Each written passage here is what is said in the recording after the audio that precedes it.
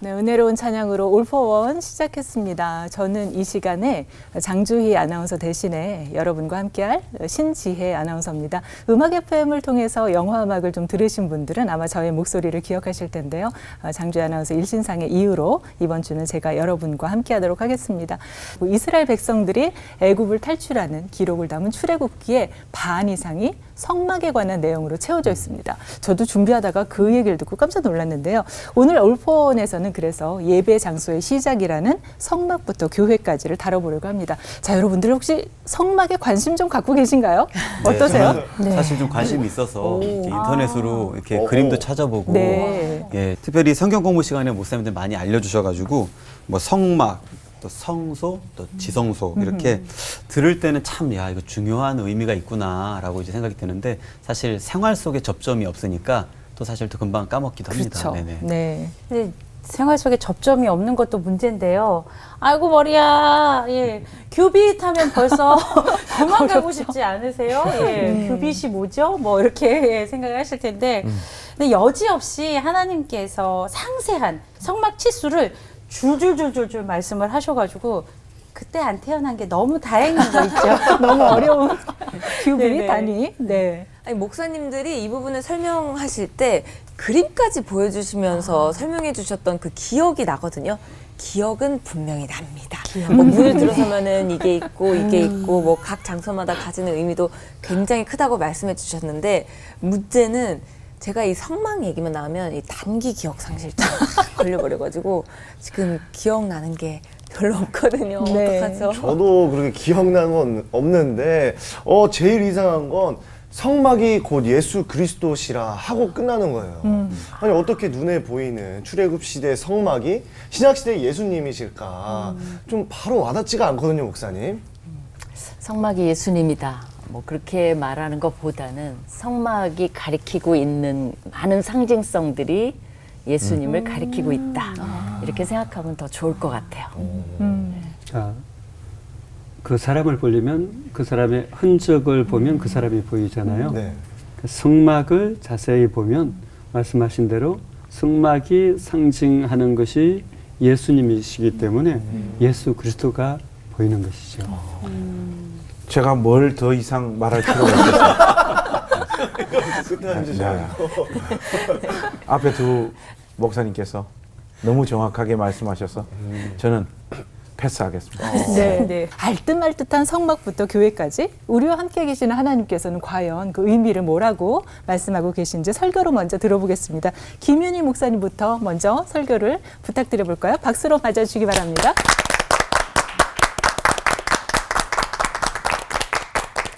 네, 여러분이 성막을 많이 들어보셨을 텐데요. 사실은 광야 시대에 이제 하나님이 지으라고 명하셔서 지은 이동식 텐트입니다. 간단하게 말하면. 왜냐면 거기는 움직여 다녔잖아요. 그러니까 접었다 폈다 할 수 있도록 하나님이 지시하신 것입니다. 근데 이름은 성막으로 돼 있지만 그 여러 가지 이름이 있어요. 그 자체가 역할과 기능을 좀 나타내기도 합니다. 장막, 참 태버나클이라고 영어로는 번역이 돼 있어요. 근데 이제 성소라는 이름도 있고요. 거룩한 장소라는 뜻이겠죠. 성막, 거룩한 텐트라는 뜻이겠죠. 회막이라고도 불렸어요. 그건 뭐냐면 만남, 텐트 오브 미팅, 그래서 만남의 텐트라는 의미도 있습니다. 왜냐하면 여호와께서 내가 거기서 너희와 만나겠다라고 말씀하셨기 때문에 연유된 이름입니다. 증거막이라고도 불렸어요. 왜냐하면 모세의 돌판, 그 돌판 증거막을 그 언약궤 속에 넣어 있기 때문에 거기서 연유돼서 증거막 이렇게 부르기도 했습니다. 또 성막의 목적은 뭐냐면 하나님을 만나는 장소입니다. 또 하나님이 이스라엘 백성과 함께 한다는 의미도 있어요. 거기가 예배하는 곳이라는 것도 의미가 있어요. 죄를 지으면 하나님과 분리되죠. 근데 제사를 지냄으로써 교제를 회복한다는 그런 의미도 있습니다. 놀라운 것은 성막을 지으라고 묘사한 그 묘사 내용과 창세기 1장, 2장의 창조와 에덴 동산의 기록이 굉장히 비슷하다는 겁니다. 아주 초간단으로 몇 가지 서로 공통된 점을 한번 살펴보도록 하겠습니다. 창세기의 창조는 뭘로 지었죠? 하나님의 말씀으로. 하나님이 가라사대가 7번이 나옵니다. 마찬가지로 성막 건축의 내용도 출애굽기 25장에서부터 31장까지 여호와께서 가라사대가 7번이 나옵니다. 그 7가지 말씀으로 지침이 나누어집니다. 둘째, 지성소에 갈수록 이게 놋에서 시작해서 은도 있고 지성소 가까이 가면 금, 순금 이런 게 많이 나와요. 여러분이 기억하실지 모르는데 에덴에서 강이 흘러나오는데 거기 보면 금 얘기가 나옵니다. 그렇기 때문에 보석 얘기도 나오고 그렇기 때문에 그런 점들이 굉장히 비슷하다라고 말할 수 있어요. 또 창조를 완성하실 때 하나님이 무슨 얘기를 하셨죠? 안식일. 그죠? 근데 놀라웠게도 성막을 완성하고 하나님이 무슨 얘기를 하시냐면 안식일을 지시하십니다. 5번째는 창조가 끝나고 1장, 2장이 끝나요. 그 다음에 무슨 얘기가 나옵니까? 불순종하는 얘기가 나와요. 마찬가지로 성막을 완성했어요. 31장에서 그 지시가 내려졌어요. 그리고 32장에 출애굽기에 무슨 얘기가 나옵니까?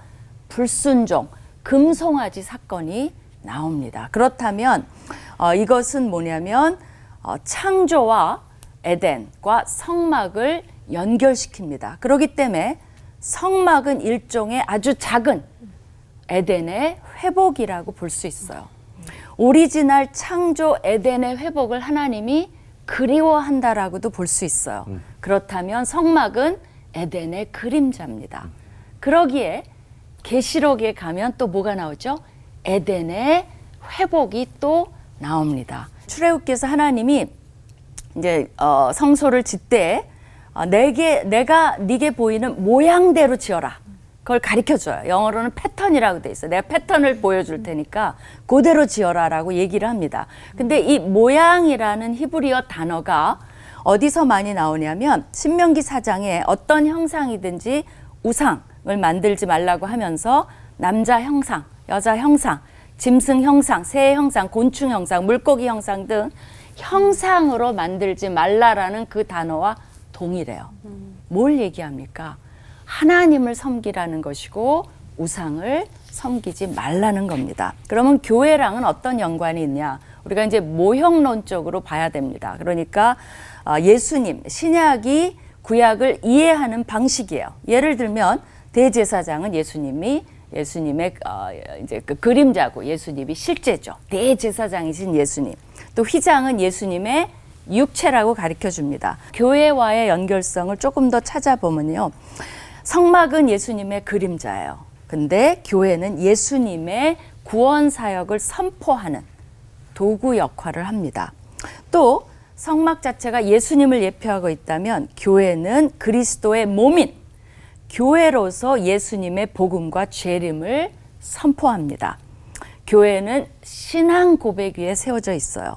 예수 그리스도의 십자가의 사역 위에 지어져 있습니다.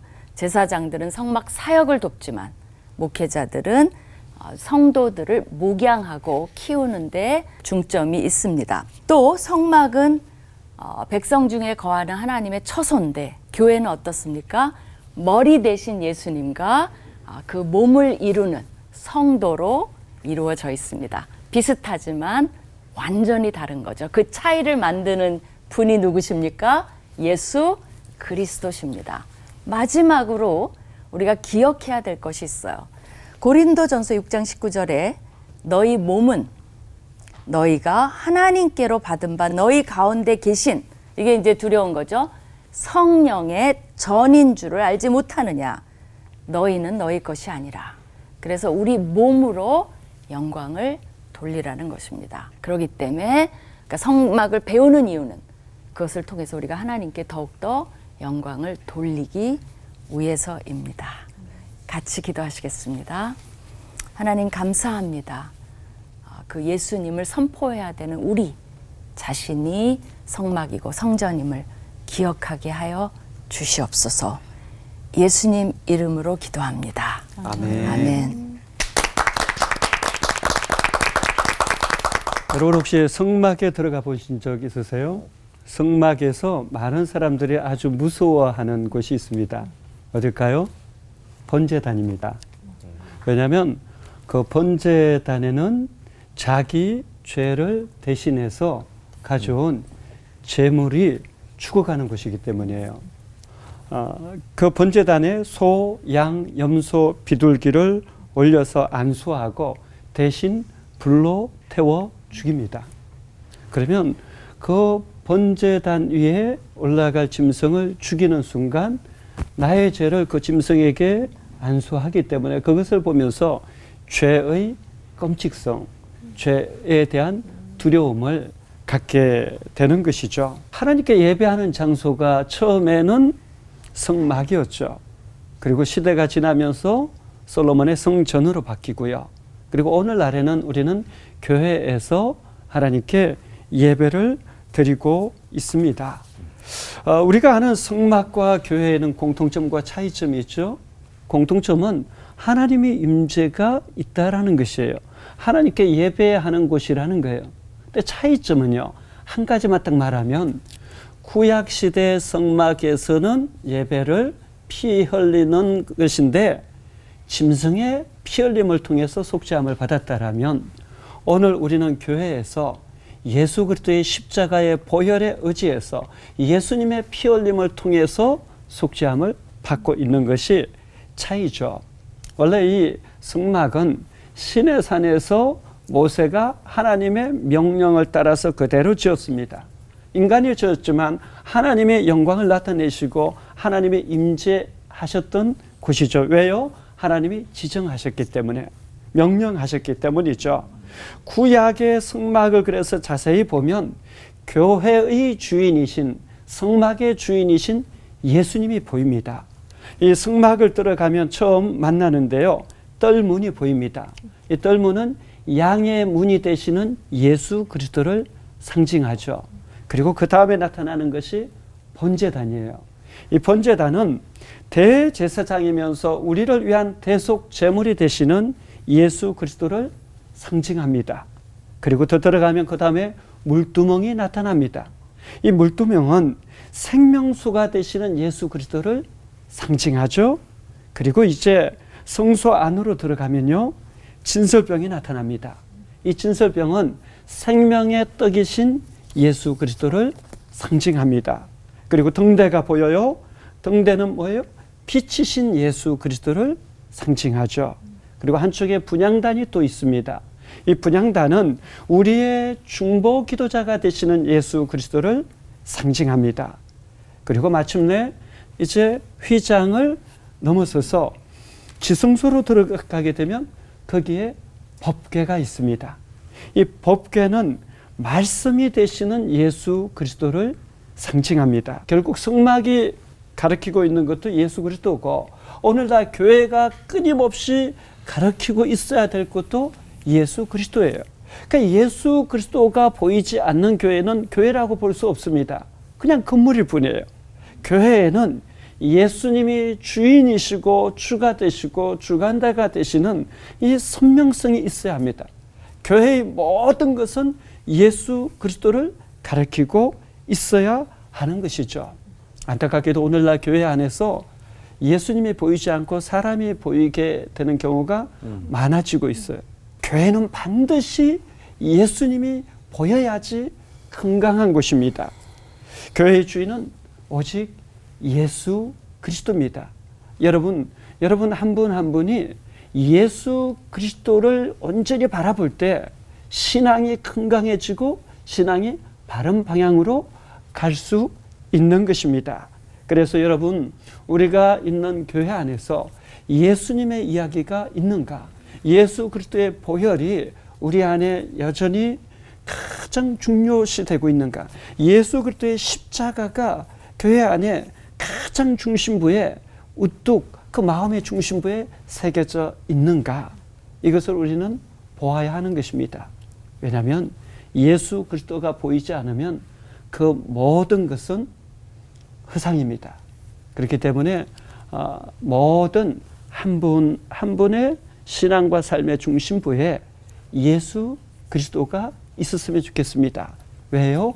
오늘 교회는 건물을 말하기도 하지만 진정한 교회의 의미는 예수 그리스도를 주로 믿고 고백하는 우리 모두가 진정한 교회이기 때문입니다.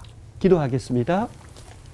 하나님 아버지, 오직 예수님 한 분만이 교회의 주인이시고 우리는 그 몸의 지체로 이 시대를 살아갈 수 있도록 늘 은혜 베풀어 주옵소서. 아멘. 예수님의 이름으로 기도하옵나이다. 아멘. 아멘. 우리가 흔히 목사님들을 주의 종이다 그렇게 이야기를 하죠. 이거는 아마 목사님들의 그 역할을 존중하는 의미에서 성도님들이 또 제법 이렇게 연세가 있는 권사님 장로님들이 주의 종 이렇게 호칭해 주시는 것 같아요. 그 말 자체가 그렇게 문제가 있는 것은 아닌데 엄밀하게 성경적인 시각에서 보자면 그 호칭은 목사님들에게만 갖다 붙일 수 있는 호칭은 아니에요. 구속사역이 다 완성되고 난 이후에는 그리스도 예수 안에 있는 모든 신자들이 주의 종입니다. 여러분들이 구약 성경을 읽어보면 이 성막에서 일했던 제사장들은 레위 지파 사람들만 제사장이 되어집니다. 이 신분적으로 구별되어져 있어요. 그리고 여러분들이 성경을 조금 더 꼼꼼하게 읽어보시면 여로보암의 죄를 선지자들이 하나님을 통하여 책망하는 내용 나와잖아요. 그 여로보암의 여러 가지 죄 중에 여러분 뭐가 있는 줄 압니까?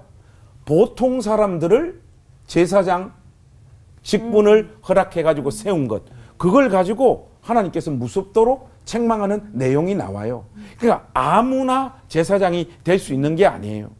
레위 지파 사람들만 될 수 있습니다. 그리고 이 사람들이 하나님 앞에서 수고하고 감당해야 될 일들이 보통 하나님의 백성들과는 다른 역할들을 떠맡아서 수고했었죠. 그 내용들이 보면 보통 속죄 제사를 집전한다든지 또 축복한다든지 또 중보 기도를 감당한다든지 하나님의 말씀인 이 율법의 말씀을 백성들에게 가르친다든지 또 종교적인 어떤 리더십을 그 주의 백성들 가운데서 행사했던 이런 것들이 전부 다 이 제사장들만 할 수 있었던 일이었습니다. 그런데 나라 전체로 보자면 이스라엘을 제사장 나라로 하나님께서 명명하시고 부르셨는데 이스라엘 전체가 죄 가운데 어그러지고 무너짐으로 말미암아 제사장 나라도 타락하고 그 가운데서 이런 역할들을 맡고 있었던 제사장들도 부패하고 그 직분을 하나님 앞에서 온전히 수행하지 못했죠. 그래서 누가 오셨습니까? 진짜 제사장, 진정한 제사장이신 예수님께서 이 세상 가운데 오셔서 죄 없으신 그분이 온전하게 구속사역을 완성하시고 십자가에 죽으셨죠. 여러분, 예수님께서 십자가에 죽으셨다라고 하는 것은 단순히 저와 여러분들의 죄를 위하여 십자가에 죽으셨다 이런 의미만 있는 게 아닙니다. 하나님께서 요구하시는 공의로운 모든 율법의 요구를 온전히 성취하고 이루셨다는 의미도 담겨져 있거든요. 이 말은 뭔가 하면 이제 주님께서 이 구속사역을 완전히 완성했기 때문에 그리스도 예수 안에 있는 모든 사람들은 만인이 하나님 앞으로 나아갈 수 있는 길이 열렸다. 그래서 만인 제사장 이 되는 역사를 예수님께서 지금 펼쳐놓고 있는 거예요. 이렇게 되다 보니까 교회 안에서 일하는 목사님들을 바라보는 성경적인 시각을 우리가 1차적으로 이렇게 정리할 수 있죠. 이렇게 말씀을 해드리면 그런 지식을 가지고 이상하게 흘러가요. 어떻게 흘러가는가 하면 목사님들을 좀 무시해요. 제사장 아니잖아. 목사님하고 우리는 다 똑같잖아. 신분적으로 차이가 없잖아. 맞아요. 그러나 여러분 신약 성경을 꼼꼼히 읽어보십시오. 거기 보면 하나님께서 목사들을 세우셔서 백성들에게 하나님 말씀을 가르치고 또 하나님 말씀을 선포케 하셨을 뿐만 아니라 주님의 몸된 교회를 목양하고 이끌어가는 영적 리더십을 목사들에게 허락하고 있습니다. 하나님께서 이 시대에 목회자들에게 기능적으로 감당하라고 허락하신 그 역할을 여러분 존중하세요. 그리고 그 목사님께서 그 역할을 감당하는 수고에 대해서 감사하는 마음을 가지십시오. 그 마음이 없을 때 목사님도 그리스도 예수 안에서 제사장, 나도 제사장, 이 맞는 지식을 가지고 자칫 잘못하면 우리가 무례해질 수 있고 방종해질 수 있다는 사실 여러분 마음에 좀 이렇게 담으시면 좋겠습니다. 동시에 목사님들을 구약의 제사장처럼 그렇게 인식하고 잘못 섬기고 잘못 받들고 하다 보면 또 그 역할로 말미암아 주님의 몸된 교회가 어려움에 처해질 수 있어요. 목사와 제사장, 어떤 부분에 있어서 좀 공통점이 있고 어떤 부분에 있어서 우리가 구분하여 이해하는 것, 이것이 여러분들이 주를 섬기는 일에 있어서 굉장히 중요한 일이다. 결론은 목사인 우리한테 좀 잘해달라. 성경적인 의미로 잘 섬겨달라. 사랑하고 존중해달라. 이런 말씀입니다. 여러분들의 생애 위에 하나님께서 복 주시고 은혜 주시기를 원합니다. 기도하겠습니다. 하나님 아버지, 은혜와 사랑을 감사합니다.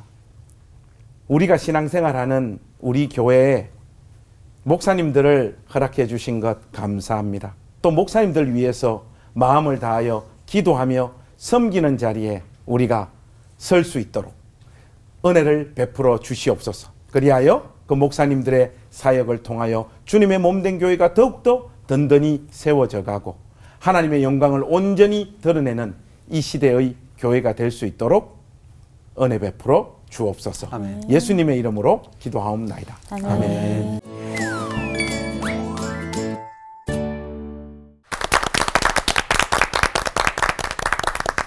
네, 세 분 목사님의 설교를 듣고 나니까 이제 조금 성막에 대해서 감이 잡히는 것 같아요. 그렇죠? 네네. 성막이라는 곳은 결국 죄를 씻어주시는 곳, 또 말씀을 선포하시는 곳, 또 우리에게 뭔가를 전해주시고 공동체로 묶어주시는 이런 것들이 있더란 말이죠. 그렇게 보면 성막은 아까 우리 처음에 말했던 것처럼 교회와 크게 다르지 않구나. 어쩌면 교회의 그 오리진이라고 할 수 있겠구나. 이런 생각이 들더라고요. 자, 설교 어떻게 들으셨는지 좀 말씀을.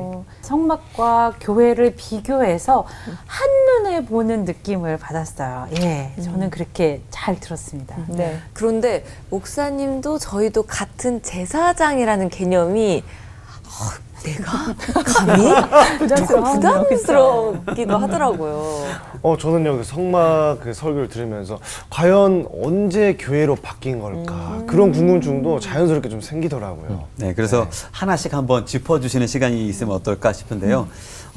성막이 이스라엘 백성들이 신앙생활의 구심점 역할을 했잖아요. 그래서 그렇게 된 것은 얼마나 됐고 또 하나님께서 그 성막 치수 또 과정 이렇게 일일이 엄격하게 또 지시를 하신 이유는 뭘까요? 그 한 세 가지만 뭐 그런 것들의 중요성만 좀 짚어볼게요. 하나는 이제 아까 모형론적인 거, 예수님을 가리키는데 우리 맘대로 치수도 하고 그럴 수는 없는 거죠. 왜냐하면 하나님이 의도하신 것을 정확하게 우리에게 말씀해 주신 효과가 있고요. 두 번째는 예배의 중요성에 어떤 의미에서 그러냐면 여러분이 이제 출애굽기를 잘 읽어보시면 굉장히 강조된 말이 반복돼서 나온 게 있어요. 성막의 지시 부분이 있고 완성 부분이 있는데 거기에 하나님이 말씀하신 대로 그대로 했더라. 그 말이 계속 나와요. 이거는 이렇게 지었는데 그대로 했더라. 그래서 여호와께서 모세에게 명하신 대로 다 했더라. 그런 게 결과예요. 이게 예배의 굉장히 중요한 핵심이라는 거죠. 예배는 뭐예요? 여러분 예배 드리는 거 생각하는데 말씀의 순종이 예배라는 거예요. 구약부터 그 예배에 대해서 하나님은 엄청 강조하는데 바리새인들도 놓쳤고 어떻게 보면 교회도 예배의 본질을 놓치고 있지 않나 그 생각이 듭니다. 세 번째는 하나님이 그들 중에 거할 장소라고 얘기를 해요. 그렇기 때문에 하나님의 영광을 드러내야 됩니다. 그래서 제가 말씀드린 대로 성경에서는 의도적으로 성막과 창조를 연결시키는 부분이 있어요. 왜냐?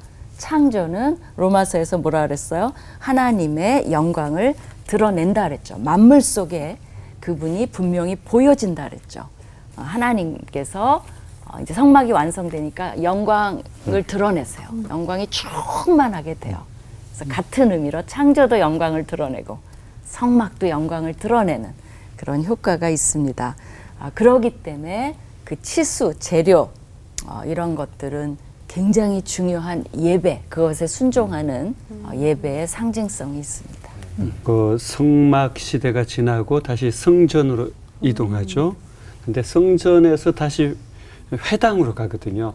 이 회당은 바벨론 그 포로기부터 디아스포라된 유대인, 흩어진 유대인들이 이제 있는 곳에 세워지기 시작합니다. 성전에서 제사의식의 예배를 더 이상 드리지 못하니까 이들은 거의 10명 이상만 모이면 회당을 세웠다라고 해요. 근데 이 회당은 제사의식보다 기도하고 말씀을 배우는 곳으로 세워지면서 동시에 거기서 끝나는 것이 아니라 학교 기능을 하기도 하고 사법적인 기능까지 하는 어떻게 보면 오늘 교회랑 조금은 유사한 형태로 좀 더 바뀐 거죠. 예수님의 시대에 보면 예수님께서 이 회당에서 말씀을 가르치시기도 하셨고요.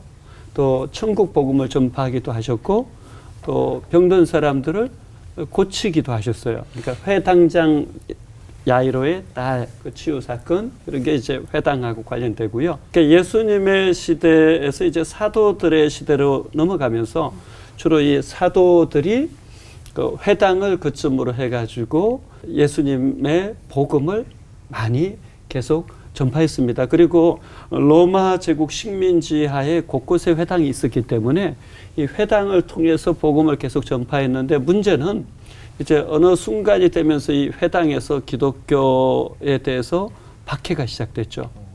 그러면서 회당 중심으로 하기보다 각 가정에서 모였어요. 그러니까 그 가정교회가 보통 교회라는 말이 나오는데 주로 그 교회가 어느 특정한 가정에서 모인 교회고 그 지역에 사는 그리스도인들이 가정에서 모일 때 예를 들면 빌립보에서 모이면 빌립보 교회, 골로새에서 모이면 골로새 교회 이런 식으로 이제 교회라는 호칭이 사용되어지기 시작합니다. 그러면서 점점 시간이 흘러가면서 콘스탄틴 대제 이후에 기독교가 로마의 국교화가 되면서 그때부터 조금 점점 눈에 보이는 제도적인 교회, 건물적인 교회로 발전이 돼 가죠. 그렇게 조금 이해하면 조금 더 이해하기 좋을 것 같아요.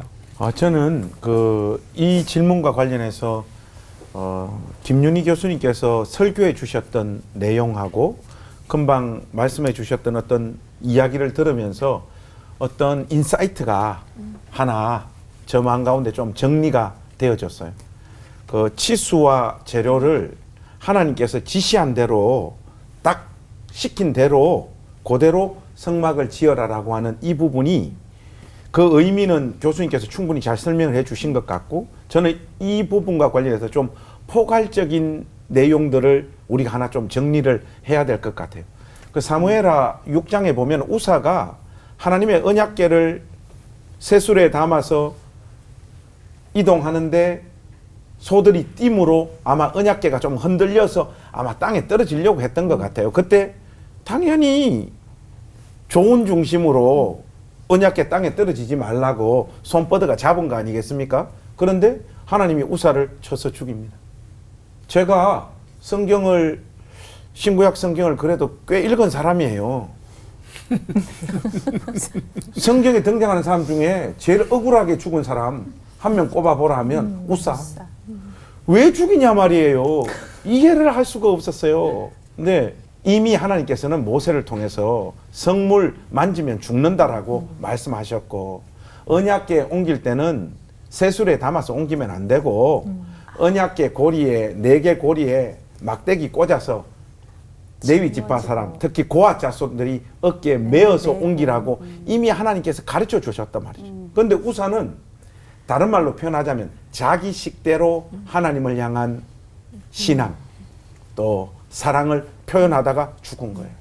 그래서 기독교 신앙이 굉장히 중요한 어떤 포인트가 뭔가 하면 하나님을 우리가 이해하고 하나님을 섬기는 방식이 하나님이 우리에게 가르쳐 주신 방식대로 우리가 그렇게 하나님을 사랑하고 하나님을 믿어야 돼요. 안 그러면 대부분의 사람들은 자기 안에 이 종교성 이 세상에 태어나는 모든 인간들에게는 종교성이 있습니다.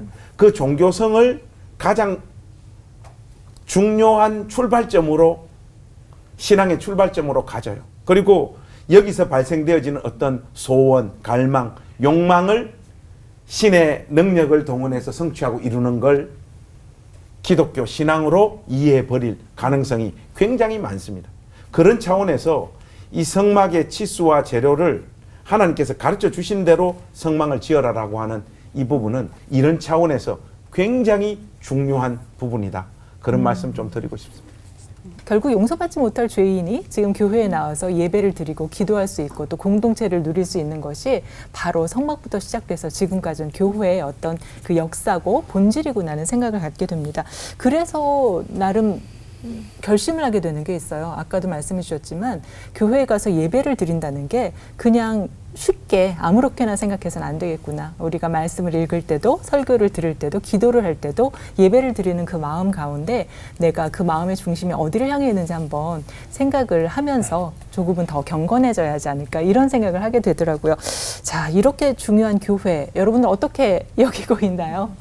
이럴 때 네. 점검이 필요한 건 네. 뭐다? 성막부터 교회 문턱까지 허투루 말고 제대로 밝게 드리는 질문 질문 타임. 먼저 제가 김윤희 목사님께 질문을 드리겠습니다. 하나님께서 직접 지시하신 장소인 성막의 전체 그림을 머릿속에 넣고 시작하면 좀 더 쉬울 것 같거든요, 아저씨. 그러니까요. 네. 이 성막문을 들어가면은 이 어떤 곳을 거쳐가지고 하나님 앞으로 나아가게 되는지 그 장소마다 또 어떤 의미가 있는지 좀 그려볼 수 있게 이번엔 진짜 안 까먹을게요. 네, 조금 설명해 주시면 감사드리겠습니다. 사실은 성막이 복잡하지만 간단해요. 여기 이제 성막 모형을 갖다 놨잖아요. 이게 다예요, 사실은. 그러니까 심플하게 돼 있는데 우리가 너무 복잡하게 생각하는 것도 있어요. 근데 큐빗은 뭐냐 그냥 이거예요. 옛날에 우리 왜 한 뼘으로도 쟀고 미국에 핏이라는 말이 있어요. 그건 풋에서 나온 거예요. 발 길이를 잰 거예요. 그래서 2feet 하면 발 길이 2개 해서 이렇게 나온 건데요. 그러면 이게 얼마나 될까요? 다양해요. 45cm라고 말하는 사람도 있고 팔 긴 사람은 50cm. 사람마다 계산하기 좋게 한 50cm. 그러면 성막이 이제 이 사이즈 지금 눈에 보이는 전체 사이즈가 뭐냐면 100규빗하고 50규빗이에요. 요것만 규빗을 얘기할게요. 그럼 뭐예요? 50m랑 25m 정도 돼요. 이제 그게 이제 전체. 그래서 뜰이 있고 그 다음에 이제 성소가 있고 그 성소도 둘로 나눠서 이제 성소와 지성소로 그 안이 그게 다예요. 그죠? 근데 이제 이 뜰은 뭘로 쌓여 있냐면 세마포로 쌓여 있어요. 근데 그게 참 의미심장한 게 제사장도 옷도 세마포죠. 근데 예수님이 돌아가시고 십자가에서 이렇게 내리셨을 때 세마포로 쌓여. 그러니까 이거는 어떻게 보면 제사해야 살 수 있는 생명의 장소기도 하고 죽음을 상징하기도 하고 제사장만 들어갈 수 있는 어떤 제사장을 상징하기도 하고 그러니까 너무나 상징성은 있습니다. 근데 재밌는 건 문은 다양한 색깔로 이렇게 만들라고 하셨어요. 왜 그래요? 이거 잘못하면 못 찾아요, 문을. 그죠? 우리 왜 요리기 너무 깨끗하게 이렇게 해놓으면 입구에서 그냥 부딪히잖아요. 그래서 문은 화려하게 누구나 찾을 수 있도록. 그리고 문이 동쪽이에요. 이스라엘에서는 동쪽이 굉장히 중요한 위치를 차지합니다. 그래서 나중에 그 민수기에서 배치할 때도 동쪽에는 대제사장이 이제 동쪽에 있게 되는, 그다음에 나머지 이제 레위 지파들이 둘러싸는 그런 역할을 하고요. 들어서면 뭐가 보이냐? 제단이 보여요. 여러분이 더 재밌는 건 이 지성소 안으로 들어갈수록 재료가 비싸집니다. 노수로 다 만드는데 안쪽으로 들어가면 금, 순금 이런 것들이 나오기 시작하는 것도 특징이에요. 근데 이제 저건 정사각형으로 돼 있고요. 사이즈가 한 2m 좀 넘어요. 정사각형 2m 정도. 그다음에 이제 한 135cm 정도의 그 높이를 가지고 있어요. 그러니까 서서 이제 짐승 한 마리 집어넣고 태울 수 있는. 그다음에 이제 그 다음에 가면 물두덩이 나와요. 말 그대로 물을 담아 놓는 거예요. 우리 이슬람들 뭐 하죠? 다 가면 손 수족을 씻고 그 회당 안으로 들어가는 것처럼 제사 지낼 때 특별히 또 성소 안으로 들어갔을 땐 반드시 씻어야 돼. 안 그러면 죽어요.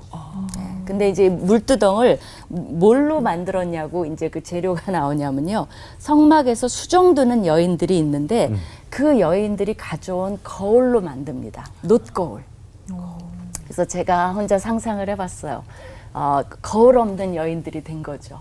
그러면 기쁠까요, 슬플까요? 그게 은혜죠. 자기가 바친 그 거울들로 노뚜덩을 만들었다는 그것이 성경에 나옵니다.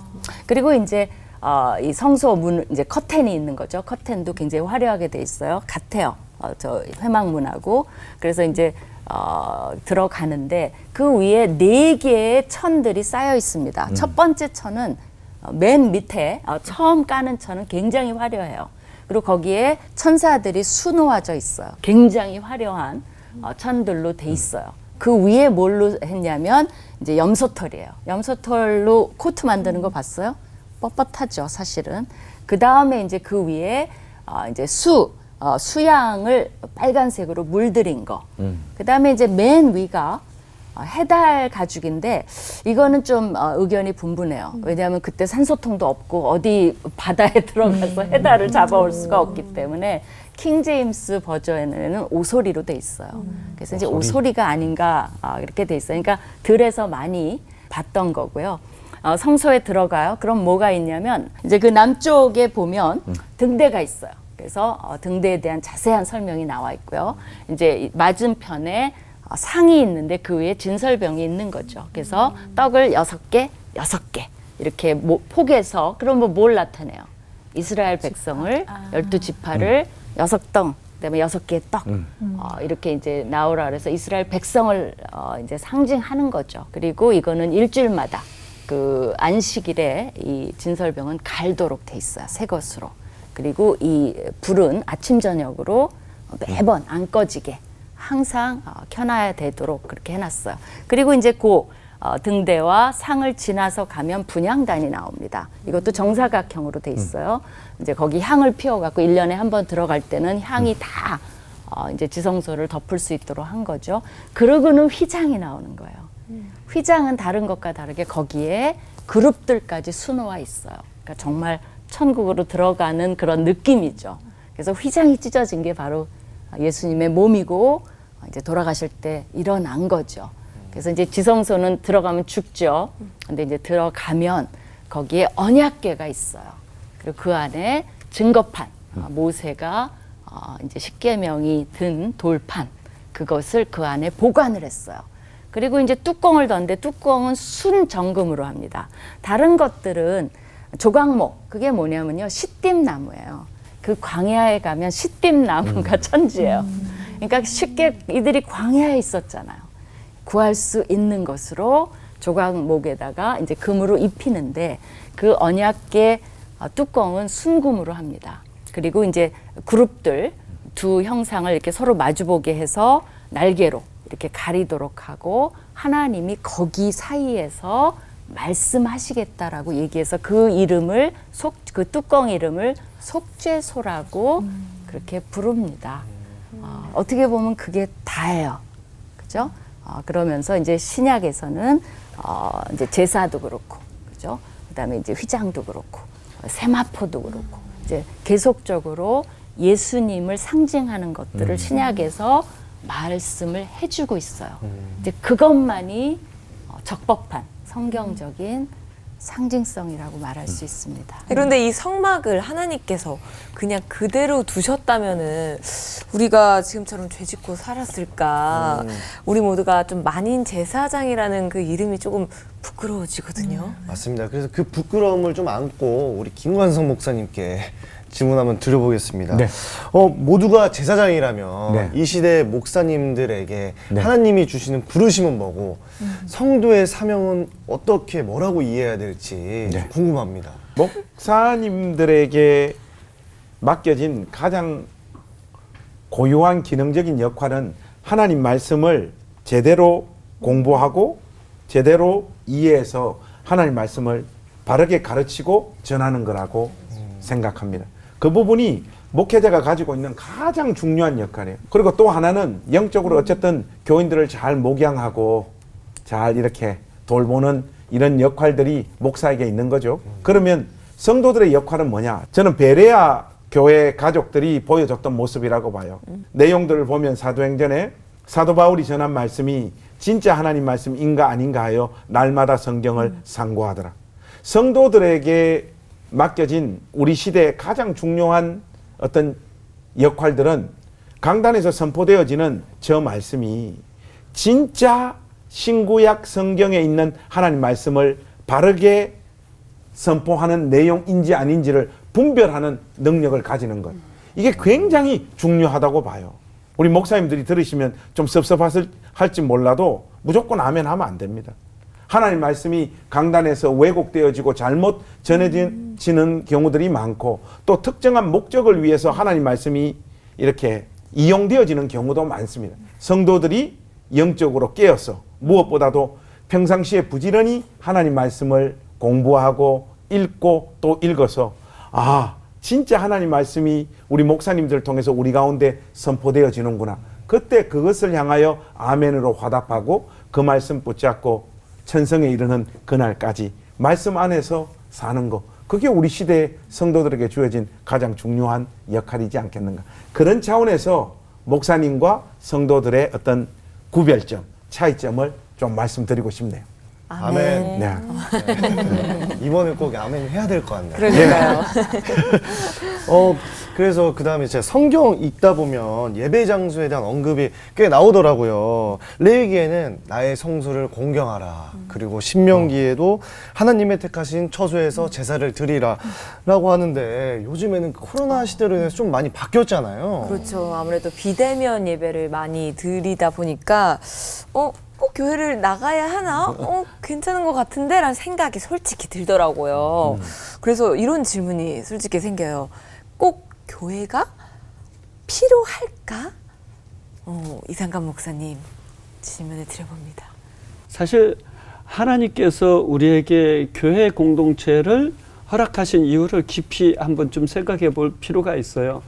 에클레시아, 하나님께서 모으신 사람들, 예수 그리스도를 주요 그리스도로 믿고 고백하는 사람들을 모으신 곳이 이 교회의 그 원어적인 의미거든요. 이 사람들은 교회에서 모여서 단지 설교만 듣는 것이 아니에요. 성찬에 참여도 하고 또 같이 교제를 나누기도 하고, 그러니까 예배, 전도와 선교, 봉사와 섬김, 무엇보다 이 정말 그리스도 안의 지체들의 친밀한 교제가 있는 이곳을 하나님께서 우리에게 사실은 선물로 주셨거든요.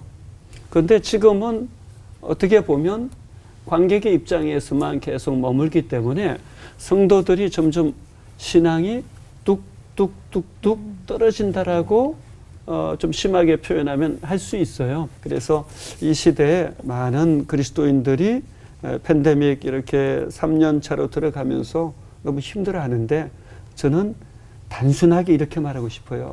당신의 영혼을 위해서 안전한 상황에서는 최선을 다해서 대면 예배를 드리십시오.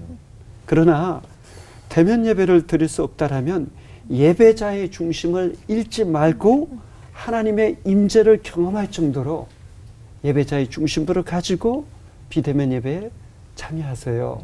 이렇게 말씀드리고 싶어요. 교회는 꼭 필요합니다. 네, 결국 그 성막이라는 것은 그 광야를 지나가면서 계속 성막과 함께 이동을 하잖아요. 그래서 그 이동을 하는 성막과 함께 거기에서 하나님의 임재를 느끼고 말씀해 주신 것처럼 예배자의 마음을 거기에서 또 다잡을 수 있었는데 지금 우리의 교회가 바로 그런 성막의 역할을 하고 있잖아요. 우리는 그러면 어떻게 이 지금의 성막 생활을 잘 해나갈 수 있을까? 약간 그런 생각이 드는데 여러분 어떠세요? 성막 생활 잘 하려면 정말 콕콕 좀 짚고 넘어가야 되는 것들이 있어야 될 것 같아요. 말씀 듣고 보니까 오늘날 하나님의 백성들이 교회에 대해서 놓치고 있는 것. 김윤희 목사님께서 콕 집어서 좀 말씀을 해주셨으면 좋겠고요. 네. 더불어서 또 성막 시절이었다면은 불가능했었던 그 부분인데 교회이기 때문에 경험할 수 있는 그런 은혜가 있다면 우리 김관성 목사님 또 우리 이상감 목사님께서 말씀해 주시면 감사하겠습니다. 성막은 오실 예수님을 예표하고 있어요. 그죠? 그럼 교회는 뭐예요? 오신 예수님을 증거하는 거예요. 그렇기 때문에 그게 빠지면 아무것도 없어요. 뭐냐면 오신 예수님을 반드시 교인도 그렇고 교회도 그렇고 증거해야 되는 겁니다. 그러면 또 하나, 그럼 우리는 또 뭐를 해야 되느냐? 지금 이 성막을 보면요. 이제 출애굽기 25장에서 31장까지가 지시를 하는 거야. 이렇게 해라. 그러면 더 놀라운 건 뭐냐면요. 35장에서 40장은 그거를 그대로 반복해요. 그러면서 뭐가 나오죠? 하나님의 명령대로 했더라가 나와요. 정말 지루해요. 그러나 성경이 그 강조하고 싶은 건 뭐냐면 명령대로 했다라는 거예요. 에덴에서 왜 실패했죠? 하나님 말씀에 불순종했어요. 광야에서 왜 실패했죠? 하나님 말씀에 불순종했어요. 성막만은 성공했어요. 왜? 순종했어요. 그렇기 때문에 하나님이 함께 하신 겁니다. 진정한 예배는 뭐냐면 삶 속에서 말씀에 우리가 적용하고 순종하는 것, 그것만이 기독교가 힘을 얻을 수 있어요. 모여 있는 게 기독교가 아니에요. 모이는 거는 힘을 얻기 위해서고 나가서 그대로 살아야만 기독교는 저렇게 하는 거구나. 왜 저 사람들은 이런 와중에도 기뻐할까? 장사가 안 되는데 그래도 왜 웃을까? 그 희망을 보고자 하는 것이 그 안 믿는 사람들의 질문이 돼야 돼요. 그렇게 살아내지 않으면 우리가 역할을 다 안 하는 거죠. 우리도 불순종하고 있는 거라고 볼 수 있습니다. 저는 그런 거 좀 별로 안 좋아해요. 큰 인생의 시간을 자기 마음대로 살다가 마지막에 눈물 흘리고 천부의 의지 없어서 이런 거 있잖아요. 그 하나님의 은혜의 역사라 그 자체는 존중을 해야 되지만 그렇게 산 그 인생 자체가 뭐 그렇게 영광스럽고 그 간증할 만한 내용이에요. 그러니까 우리는 이미 우리 가운데 임해진 언제나 누구나 예수 그리스도의 이름으로 하나님 보좌 앞으로 나아갈 수 있는 이 길이 열려진 것, 이것이 얼마나 영광스럽고 귀한 은혜가 우리 가운데 임한 것인지에 대한 통렬한 인식을 좀 가질 필요가 있을 거예요. 그 말씀 좀 드리고 싶습니다. 네, 저는 한번 좀 깊이 구약과 신약을 묵상하면서 이 짐승의 피로만 제사를 드렸을 때는 두려움에 사로잡히고 용서함만 받는 수준에 머물렀다라면 우리가 하나님의 아들 예수 그리스도의 피로, 유월절 어린 양의 피로 이제 언제 어디서 누구나 하나님께 예배 드릴 수 있게 됐다라면 삶의 차원이 정말 완전히 달라진 거거든요. 근데 우리가 차이가 있는 것 같아요. 이것을 정말 깊이 있게 인식을 하고 활용하는 사람이 있고 전혀 활용하지 못하는 사람들이 있는 것 같아요. 또 하나는 결국 만인 제사장의 삶을 말씀하셨는데 목회자들만 하나님 앞에 서서 하나님이 기뻐하시는 삶을 추구할 뿐만 아니라 모든 성도가 하나님 앞에 서 있고 하나님의 명령대로 살아가야 되고, 그러기 위해서 유월절 어린 양 예수 그리스도의 보혈의 피를 의지하면서 날마다 일마다 계속 자기 자신들을 깨끗하게 정결하게 하는 이 씨름들이 모든 사람에게 필요한 것 같아요. 그래서 목사님들께만 부담을 주지 마시고 우리 모든 사람은 각 영역에 각 직업에 하나님께서 세우신 제사장이다. 이렇게 생각한다라면 굉장히 많이 달라질 수 있지 않을까 생각됩니다. 사실 아까 그 성막에 대해서 교수님께서 하나하나 다 설명을 해주시면서 지성소까지도 얘기를 해주셨는데, 그렇게 많은 번제를 드리고 제사를 드려도 직접 하나님을 만날 수 없었던 그런 시대에서 지금은 지적해 주신 것처럼 만인 제사장이라는 그런 은혜 속에서 우리는 누구나 기도를 하면 바로 그 자리에서 하나님의 임재를 느낄 수가 있고, 또 공동체를 통해서 우리가 교회라는 걸 얻었기 때문에 이게 얼마나 놀라운 일인가, 얼마나 은혜로운 일인가, 이런 생각을 다시 한번 갖게 됩니다. 자, 올포원 직접 참여할 수 있는 기회 드립니다. 성경 말씀과 목사님들께 궁금한 질문들 아래 나가고 있습니다. 보내주시면 함께 할 수 있는 시간 가져보겠습니다. 교회에 대한 은혜를 생각하면서 오늘도 끝인사 우리 같이 힘차게 외쳐볼까요? 성막부터 교회까지 늘 임재하시는 주님과 하나 되는 시간 올포원.